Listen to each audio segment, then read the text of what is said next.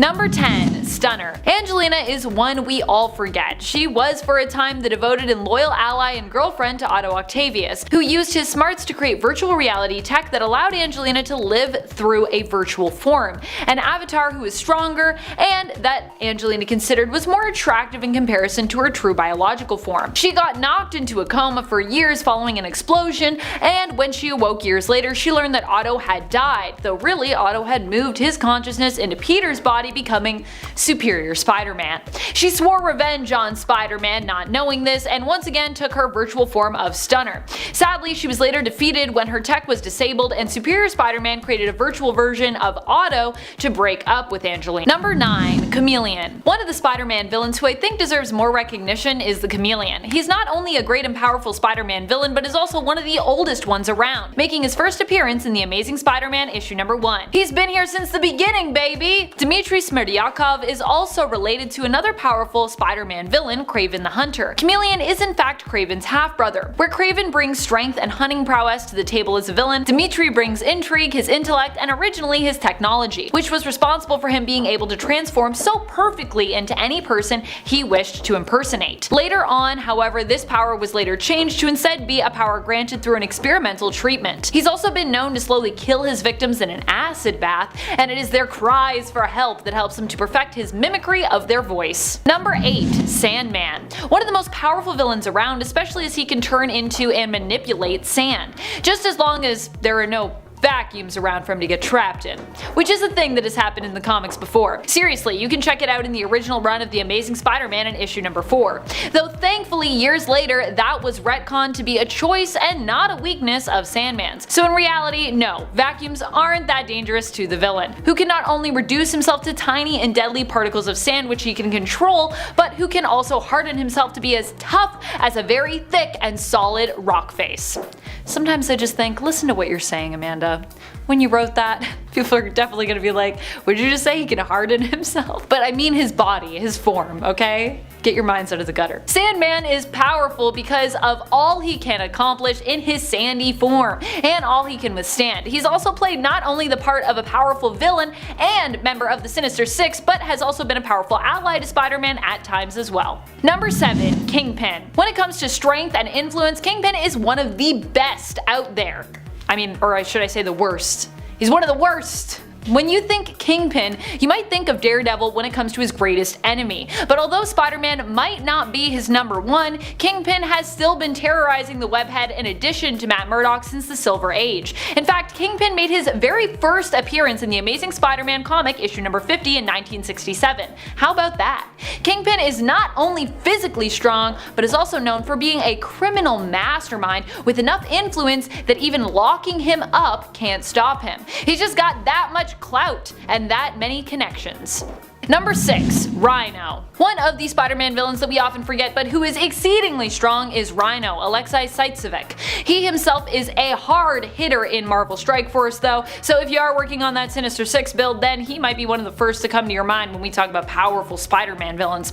RHINO got his powers from exposure to a combination of gamma radiation and chemicals. This granted him super strength, and while he's often depicted as being not quite one of the brightest of all the villains, he still packs quite the punch with or without his RHINO armor. I gotta say though, when I think of RHINO, I still think of him first as a guy who looks like he's running around the city in a RHINO onesie like in the 60s Spider-Man cartoon. Number 5. Carnage. I was actually tempted to put Carnage even higher on this list because he's just so powerful. Cletus Cassidy might be not deadly, dead inside, literally. Cletus Cassidy might be dead inside, but he still managed to live on throughout the Absolute Carnage story arc and become reinvented as an even more terrifying villain once bonded to the Grendel symbiote, becoming not just Carnage, but Dark Carnage. And yeah, he was ultimately defeated, but hey, what a ride it was. Carnage not only terrorized Venom, aka Eddie Brock, and his son Dylan, but he also managed to kick the butt of both Spider-Men, both Peter Parker and Miles Morales. Let's also not forget that when Carnage first appeared, raining down destruction and chaos in the comics, Spider-Man also needed to team up with Venom to even stand a chance against the villain. Number 4. Norman Osborn. While Norman Osborn might not be the most physically powerful of all Spider-Man's opponents, he is definitely one of the most powerful in terms of influence. and genius. One of the most influential villains of all time for sure. Norman Osborn has definitely caused Peter and many adjacent loved ones and allies the most grief and pain over time. Norman is also so powerful that he moved from being solely a Spider-Man villain to an Avengers villain and really kind of an all-heroes villain during the Dark Reign storyline, which is pretty impressive. Number 3. Morlun and the Inheritors.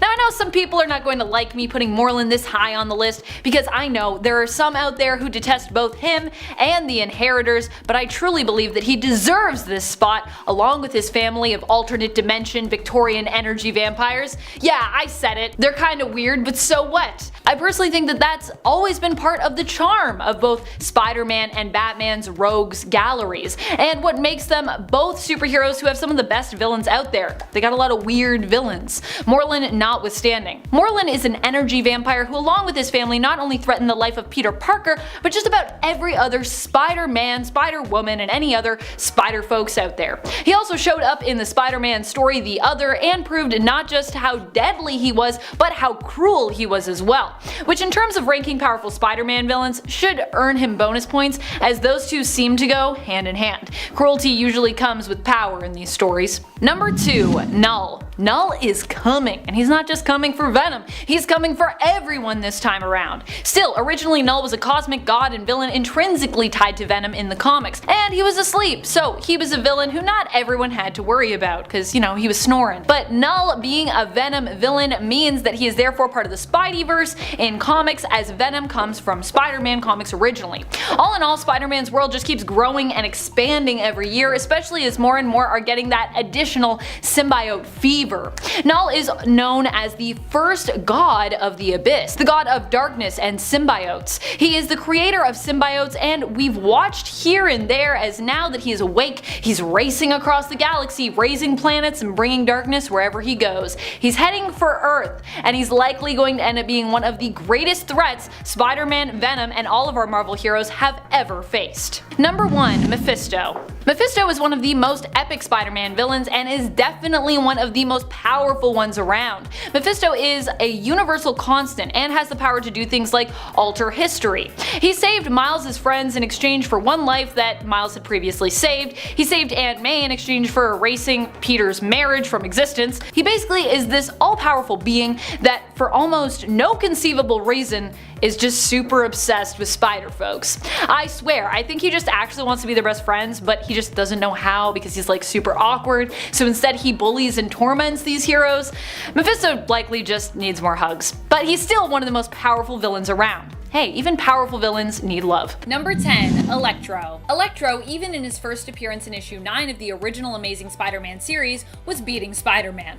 At least, initially. When Spider-Man first meets Electro, he doesn't know what to do, and Electro gets away a few times before Spider-Man manages to stop him. At one point, Spider-Man even reaches out to try and grab Electro. Not a great idea. While Electro is in his electric shock condition, his words, not mine, it turns out touching him is deadly. Spider-Man survives the great electric shock he is given, but is forced to modify his costume in order to take on Electro in the future.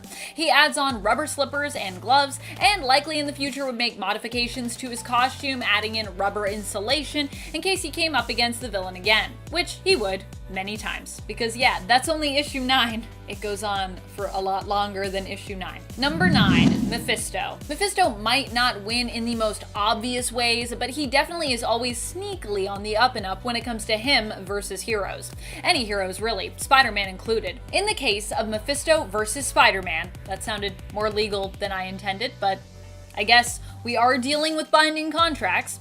Mephisto ended up helping Peter to get what he needed, but at a price. He required in exchange Peter's marriage to MJ, which for comic book continuity meant undoing that rocky but ongoing union. Spider-Man got what he wanted, Aunt May was safe and his identity was a secret once more, but I don't think he really realized what he was giving up until he experienced it. MJ didn't even seem to recall their marriage, although lately it seems to be implied that she might have known more about their past than she's let on. And friends, before we move on to this next spot, if you are loving this list and you love it when I talk about villains, I love talking about villains, then be sure to show that love by giving this video a thumbs up. It really does help us out here. I'm not just saying that. They don't just pay me to say that, this is the truth. Number 8. Chameleon. In his first appearance, Chameleon left Spider-Man running away in tears, ruining the day he ever became Spider-Man. Chameleon may have been apprehended in the end of issue number 1 of Amazing Spider-Man, but somehow it still felt as though he came out on top. Dang it, because Chameleon, you know, he's a villain, so he shouldn't win. Although I am kind of rooting for him sometimes. During their conflict, Chameleon attempted to make it seem as though Spider-Man was up to no good, impersonating him while committing acts of thievery and fleeing from the police. Oh no! Even once Spider-Man managed to catch him, it still seemed as though Chameleon might get away. Fortunately, Spider-Man had his spider sense to let him know something was up. He managed to get away from Chameleon, but it was only because Chameleon's disguise had become damaged in the fray that the villain was caught at all. So Spider-Man didn't even really win that day. It was more just like Chameleon made a mistake. And it was like, dang it. Now it's revealed who I am because you can see the Spider-Man suit underneath and I was impersonating Spider-Man.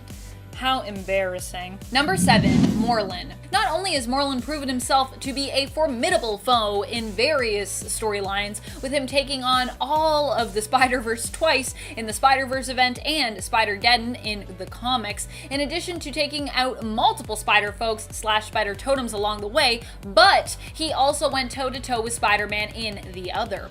The worst thing / I guess best thing for Morlun fans about this story is how Morlun doesn't just ever go for the like 1-2 knockout. Morlun seems to prefer drawing out his victory, teasing his victim if you will, and enjoying Spider-Man's suffering. It's probably because Morlun's used to winning so much, he's used to devouring Spider Totems, so he's like, we'll just let this play out. At one point, Morlun devours Spider-Man's eye in a fight and beats him to within an inch of his life. However, while this definitely feels like a victorious moment for Morlun and Spider-Man was beat here, he would eventually recover, meaning that Morlun didn't get a straight victory over Spider-Man. In fact, he'd even like heal his eye back. But of course, villainous victories rarely ever get to be permanent, so I think we still need to count this one. Number 6, the Lizard. While Lizard doesn't do anything crazy like succeed in completely killing Spider-Man or anything like that, he does beat him in the race against time to save his friend, Dr. Curt Connors, who, you know, is also the Lizard.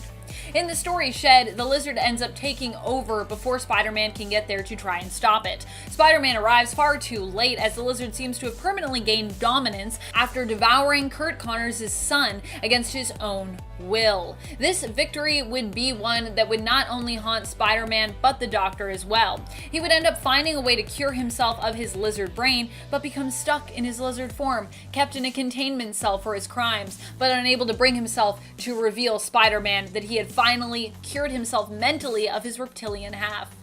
This whole thing is just like a super big Lizard win in my mind, because even when Connors frees himself of the Lizard, he's still stuck in the lizard form, and he still is like, I feel too guilty to even be able to tell people what's really going on. So the Lizard like really won, even though he was gone. Number 5, Mysterio. Mysterio recently got a pretty big win in the MCU, in typical Mysterio style, I must say. While he hasn't been doing too hot in the comics lately, in the Marvel Cinematic Universe, in Spider-Man Far From Home, Mysterio managed to earn Spider-Man's trust and even infiltrate S.H.I.E.L.D., making them believe he was a hero from an alternate world. I'm not going to lie, even I personally wanted to believe it. It turned out this was not true, and while his backstory was a little different here, Mysterio here was still a master at illusion and a full-on villain. In the end, Quentin Beck would seemingly die during a confrontation with Spider-Man, but it turns out he had one more trick up his sleeve. And at the end of the film, we see a video recording of Beck that incriminates Spider-Man and also reveals his true identity as Peter Parker. He's going to be in a lot of trouble in the next movie, I think. Number 4, KRAVEN. KRAVEN's Last Hunt is a story that forever sticks out in comic book history. Especially in Spider-Man's history, it is a dark tale where KRAVEN finally captures his most prized prey, Spider-Man.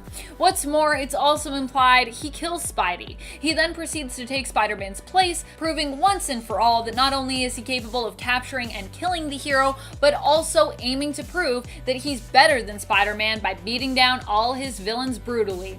In the end, we learn that Spider-Man was not actually dead, but in a comatose, death-like state all this while. He returns and KRAVEN acknowledges that while he seemingly won to do what Spider-Man does while keeping to his moral code is actually an impressive feat. Something that KRAVEN likely wouldn't actually be able to do. His final hunt complete, it's then implied that KRAVEN takes his own life. Number 3. Kingpin.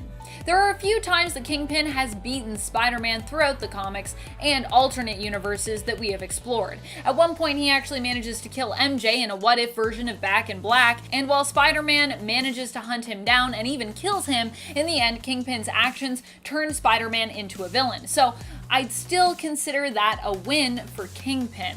But what I'd really like to focus on here is the time that Kingpin managed to kill Spider-Man in Sony's groundbreaking animated film Into the Spider-Verse, one of my favorite films of all time. Here, Kingpin manages to actually kill Peter Parker, the current Spider-Man of Miles Morales' universe. Although Miles would also learn of alternate universes with their own Spider-Men, Spider-Girls, and even Spider-Pigs.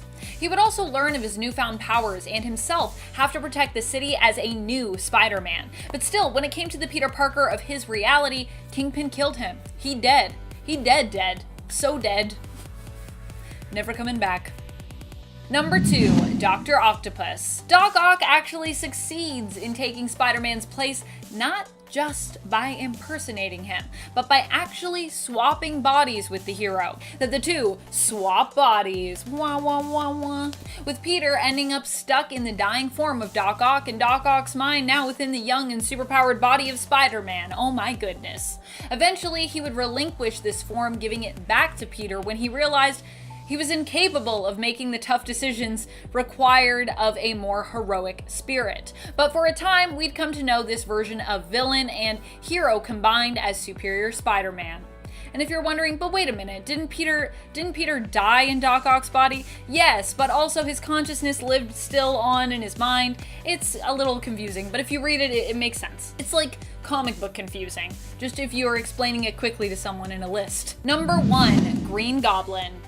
You can take Peter's body, you can take his mind, you can ruin his reputation, but one of the worst things you can ever do to him is to break his heart. There are many ghosts that haunt Peter Parker, but one of the most meaningful ones to this day remains that of Gwen Stacy.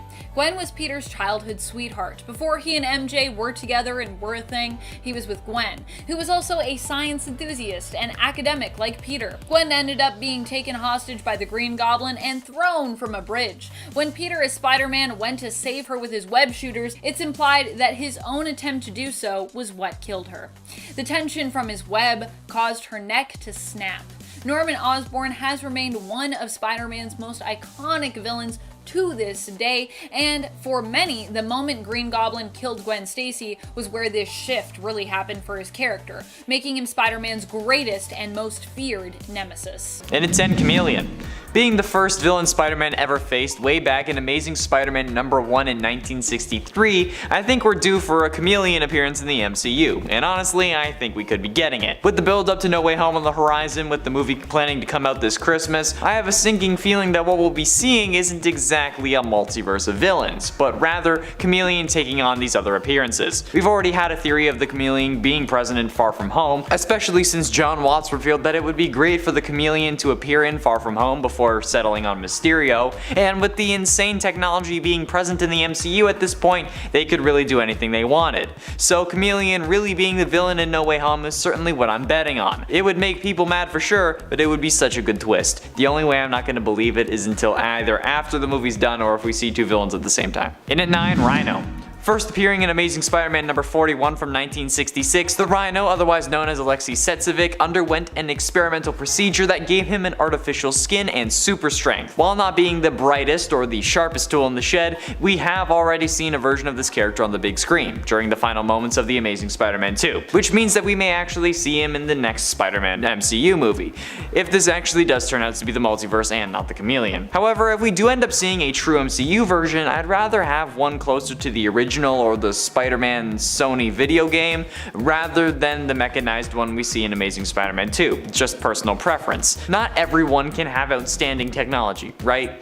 Plus, the mech version is more along the lines of the Ultimate Universe, and after that whole Wanda Pietro thing, I'm staying well away from that. And at 8, Hobgoblin. Being introduced in Amazing Spider-Man number 238 in 1983, the Hobgoblin was inspired by the work of Green Goblin and has been a moniker used by a few individuals, including the original Roderick Kingsley, followed by Jason McIndale during the late 80s and 90s, and after that Phil Urich. The character also made an appearance in the 1990s Spider-Man animated series and actually appeared before the Green Goblin made his debut in that show.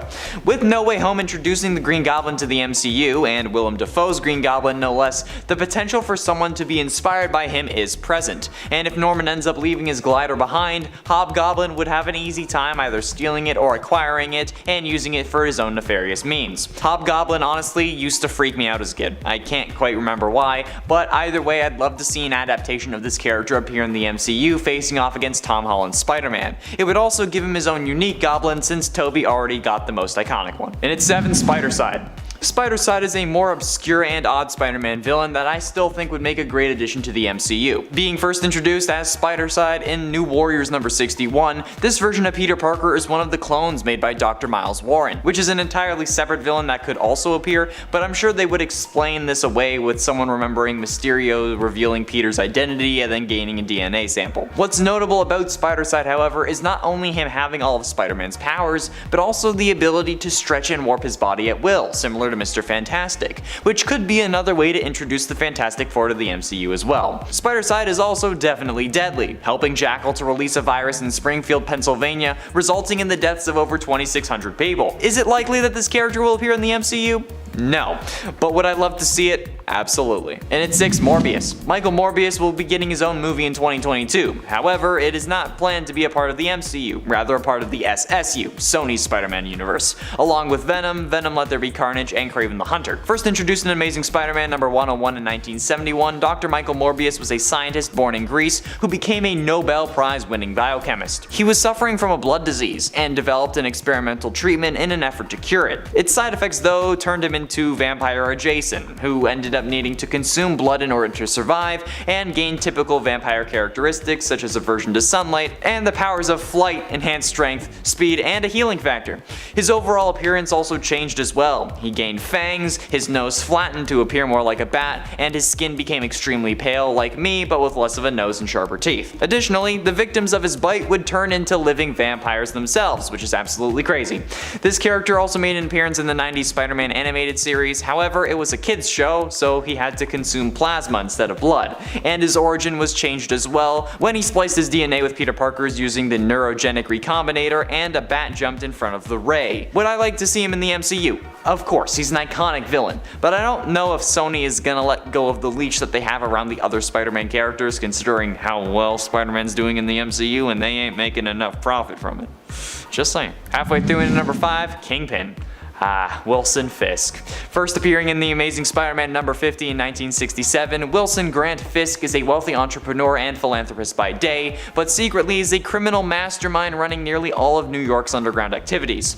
The character has been adapted into multiple different media, including video games, TV, movies, and cartoons as well. But could the character be coming to the MCU? It's possible, with fans speculating the introduction of Matt Murdock, also known as Daredevil, as Peter's lawyer in No Way Home. Both characters the Kingpin is associated with will be in the MCU, and considering the magnitude of that and his existence in the Daredevil Netflix series, it's certainly possible we get Wilson Fisk on the big screen. The reason people believe Matt Murdock to be in this movie is thanks to a slight differentiation in the leaked trailer versus the official one. In the scene where the files are slammed onto the desk, in the leaked trailer we can see this man's face. However, in the official one his face is out of frame. This seems to indicate the desire to keep his character secret, but is this the case, or is Marvel just pulling a double bluff? I guess we'll have to wait until Christmas to find out. In at 4, Kraven the Hunter. Kraven the Hunter is one of Spider-Man's earlier villains, appearing first in The Amazing Spider-Man number 15 from 1964. Since then, Kraven has endured as one of the web-slinger's most formidable foes, and is part of the collective of adversaries that make up Spider-Man's rogues gallery. Kraven has since come into conflict with other heroes as well, such as the Black Panther. He is also the half-brother of the Chameleon, and is one of the founding members of the Sinister Six. With the potential of Chameleon being introduced in No Way Home, we also have to consider Kraven's likelihood of appearing, especially considering how he's getting his own movie in the Sony Spider-Man universe. Which means if the two universes ever merge or cross over due to some other spell gone wrong, the character will surely make an appearance or at least be confirmed, even if he's not on screen, because you know, he'll be in that universe. KRAVEN is one of Spider-Man's most iconic villains and is one that I see as a recurring request by fans. I certainly think that there are more interesting characters that could be used instead, but I'd still be happy to see him in the MCU. Getting close to the end, in at number 3, Spider-CARNAGE. Spider-CARNAGE is my favorite alternate version of Spider-Man. Being introduced in the Spider-Man animated series from the 1990s, this version of Peter Parker shared most of his early life with the superior counterpart. However, the difference between the two was Aunt May at some point died as well, being buried next to Uncle Ben. But thanks to some messing around with interdimensional portals by Jonathan Owen, a version of the Carnage symbiote sensed this Peter's anger and combined with him, turning him into Spider-CARNAGE, a villain set on revenge and the destruction of all realities. Man after my own heart. This character would require symbiotes to be introduced, but oh my god would I love to see this character on the big screen. Even if he only appeared in the final few episodes, Spider-CARNAGE is one of the coolest iterations of Spider-Man to date in my opinion, and is part of the reason why I love the 90s cartoon so much. Seeing this on screen would be a dream come true for me, and while it may not be possible, I want it so bad. I also want a pop figure of this character, cause that would be sick. Penultimately, in at number 2, symbiotes. On a more general note, symbiotes in the MCU would also be incredible. While they are mostly, I'm sure, going to be limited to the SSU, they would be required to see Spider-CARNAGE or any other really insane versions of characters, like Red Goblin or even Venomized anything. Even if it's not Venom or Carnage, someone like Scream, Toxin, or even ANTI-VENOM would make an amazing addition in my opinion. The first appearances of a symbiote occurs in The Amazing Spider-Man number 252, The Spectacular Spider-Man number 90, and Marvel Team-Up number 141, all of which released concurrently in May of 1984, in which Spider-Man brings a symbiote home to Earth after the Secret Wars. Secret Wars number 8, which was released months later, actually details how he got the symbiote. The concept was created by a Marvel Comics reader, with the publisher purchasing the idea for $220. The original design was then modified by Mike Zeck, becoming the Venom symbiote. The concept would then be explored and used throughout multiple storylines, spin-off comics, and derivative projects. Imagine pitching something as big as that and being paid $220 for it. Well, okay, adjusting for inflation, that would be $516 now, which isn't bad honestly, but for a character like Venom, is absolutely abysmal. Finally, in at number 1, Morlun. First appearing in Amazing Spider-Man Volume 2 number 30 in 2001, Morlun would be an incredible addition to the MCU, especially if they want to continue in the Spider-Verse sort of direction they appear to be starting in No Way Home. Morlun is potentially the biggest threat Spider-Man has ever faced, requiring a whole multiverse of spider people, or as they're referred to in the comics, spider totems, to take him down. Coming from Earth 001, Morlun uses these spider totems to stay alive, feeding on their energy and casually jumping from universe to universe to just squash their spider person like a bug. This guy is the backbone of the Spider-Verse concept, since a load of spider totems had to team up in order to take him down, but not without massive casualties. If they ever want a whole Avengers movie with just spider people, this would be the way to go. In a 10, shocker. Herman Schultz's parents died when his younger brother Marty was a boy. From a young age, Schultz turned to a life of crime. However, he soon realized that he wasn't really good at it, having been arrested several times. After one robbery gone wrong, he got arrested again, but was sent to a prison workshop, where he used the resources around him to build gauntlets that sent out shock waves, which quickly opened safes as well, giving himself a one-up on the authorities, a much needed one. Now I know what you're thinking, but how could a guy named Herman be any form of powerful? Well, the Shocker had the ability to shock his enemies with his handheld vibro shock units. But because the vibrations were so fierce, he wore a heavily insulated suit, and during his first outing as the self-styled Shocker, he ran into and defeated Spider-Man. Plus, I mean, he's the Shocker. He shocks people. In at 9, Hydro Man. Morris Bench was born and raised in the Bronx, New York. He began working as a crewman on a cargo ship, but he was accidentally knocked overboard by Spider-Man while a powerful experimental generator was being lowered into the ocean for testing. Exposed to the energy conversion process of the generator while being bombarded with volcanic gas, Bench's cellular structure was altered. When he was rescued from the depths though, his body began extruding great quantities of some watery substance, which Bench first attributed to just being sweat. Annoyed by the incessant dripping, Bench went to a local pub to stir up trouble, finding none, but he was astonished to learn that he could convert his entire physical form into basically water. While he may just be a form of Sandman being able to convert to water instead of sand, he certainly seems more powerful to me. There is water basically everywhere, and our bodies are made of 70% water, so if Bench was able to tap into the water that is in his enemies' bodies, that would be a freaking nightmare. Not to mention a horrible sight. And it ain't the Kingpin. A crime boss is one thing. A crime boss that to the public is a well-respected philanthropist and businessman is something else. Especially a businessman who is like 300 pounds of muscle. Wilson Fisk is an absolute madman who runs most of the New York and Las Vegas criminal underworld. However, things get even more intense after his wife is killed so that he doesn't retire.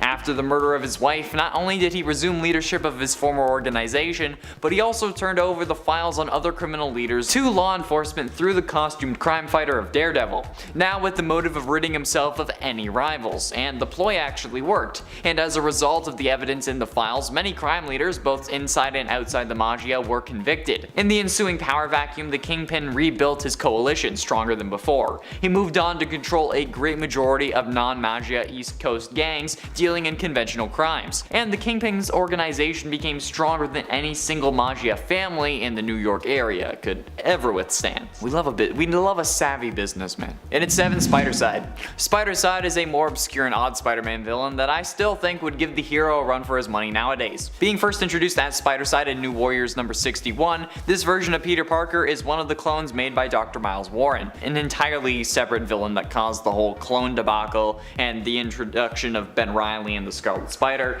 But what's notable about Spider-Side is not only him having all of Spider-Man's powers, but also the ability to stretch and warp his body at will, similar to Mr. Fantastic.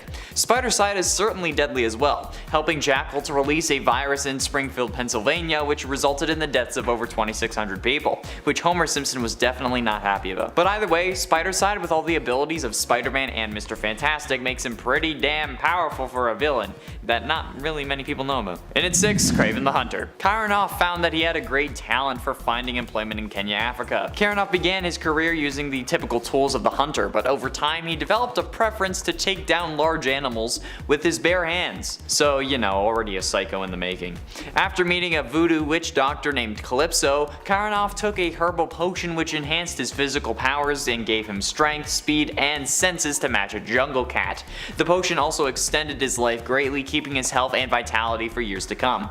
At some point, the notion of big game hunting became a bore to the hunter, so his associate Chameleon, who was later revealed to be his half-brother, proposed to Kraven that he hunt Spider-Man, and thus gave Kraven a new purpose in life. Kraven gained additional powers by drinking more rare and exotic jungle elixirs given to him by his voodoo priestess lover Calypso. These elixirs gave him the strength and speed of a savage beast, and all the better to catch Spider-Man with, right?